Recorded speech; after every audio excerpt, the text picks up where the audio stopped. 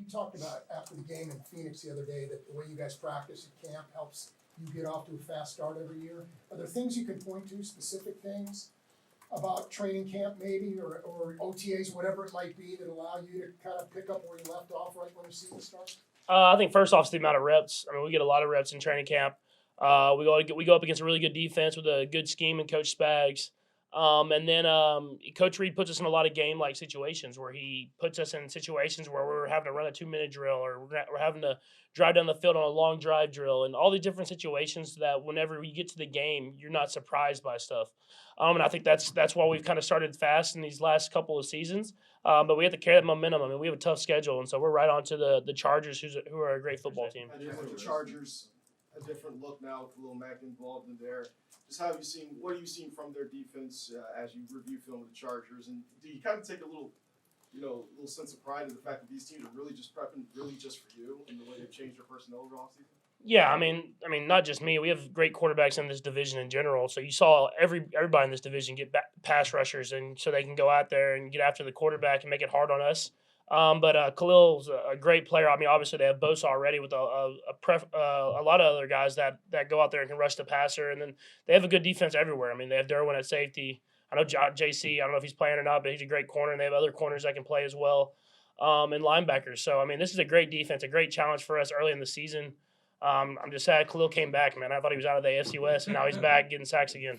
With your experience, Patrick, you know what it takes to be successful on Thursday night games. I'm just wondering, because this one is so early in the year, how much do you weigh what you've done in the past that has led to success on Thursday night, and how much of it is a balance of getting extra sleep or maybe sacrificing sleep so that you are fully prepared?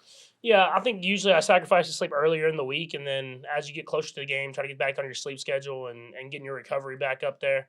And they're tough. I mean, they're always tough because your body's not necessarily all the way back to where you want it to be, but you have to find ways to battle through it. And early in the season is kind of good and bad because you kind of, like when you play a division game, we've studied the Chargers a lot in the offseason, so you still have that fresh on your mind. But it seems like in the hits that you take early in the season, you're a little bit more sore because you're not used to them again. So it's a kind of, there's positive and negatives to it, but you just try to go in there and play your best football when it comes down to it at the end of the day. Of Jody's 6 targets for his career, 3 of them have been touchdowns. Just what makes him seemingly the perfect red zone target for you right now?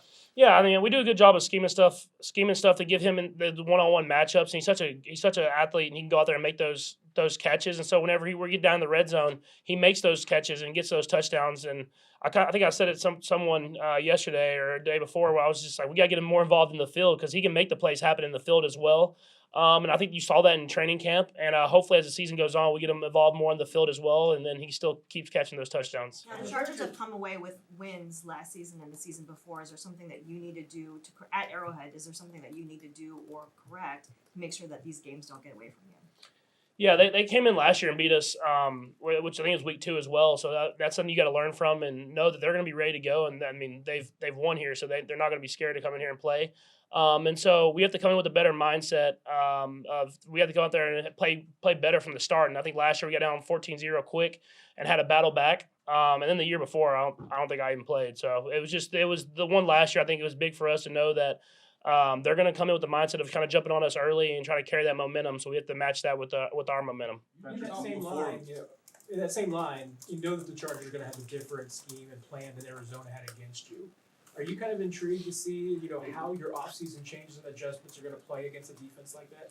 Yeah, for sure. I mean, their defensive coaching staff is great. I mean, Coach Staley is the defensive coach, obviously, and has done a lot of great things. But I mean, all the way down through it, and so they'll have a good game plan. They do a good job of not only playing the same coverages, but kind of through their scheme eval, kind of being in the right spots.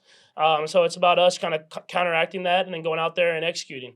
And so they're going to play. I mean, obviously probably more zone, not as much pressure. But they'll come out there and play man too. They got a lot of great players that they believe in, that they brought in, and I'm sure they'll give us our chances in man, and we have to win whenever we get our chance. Judy had a couple of fumbles in the game. What was your message to him in game?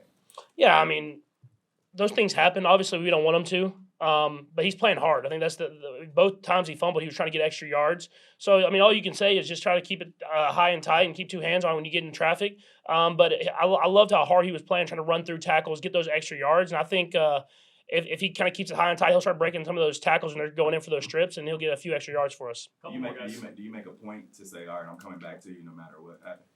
I think those guys know it. That's just kind of who I am. I mean, I'm going to give those guys chances. I believe in the guys that we have in this locker room.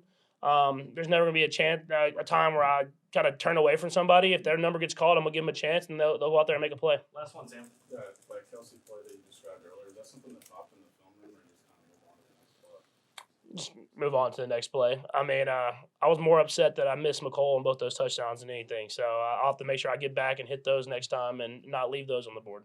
Okay, thanks, guys. Thanks, Ben.